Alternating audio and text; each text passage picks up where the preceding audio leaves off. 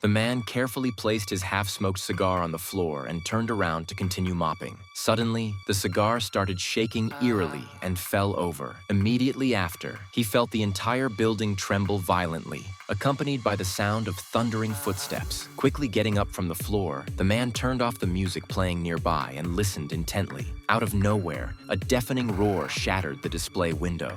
They rushed to the window and looked outside, only to find that the vehicles and public facilities along the street seemed to have been hit by something. Although they couldn't see what it was, they could clearly sense that something had just raced down the street. Not long after, at a construction site up ahead, the workers suddenly heard a bizarre howling noise. As they curiously stepped forward to investigate, they discovered that the warning signs placed on the road had apparently been knocked over by something and were now rapidly hurtling towards them. One worker, unable to dodge in time, was sent flying and died on the spot after being thrown around wildly. At dawn, a truck driver who had been driving all night suddenly spotted an elephant appearing in the thick fog ahead, walking towards him without any intention of getting out of the way. Fortunately, the driver slammed on the brakes just in time and managed to stop right next to the elephant without incident. Afterward, the elephant walked around the truck and started sprinting down the highway again. In less than half an hour, the elephant collapsed to the ground, utterly exhausted. However, what no one expected was that when Mulder and Scully arrived at the scene to investigate and question witnesses, they found that all the evidence seemed to point to the elephant. The trampled vehicles had elephant footprints on them,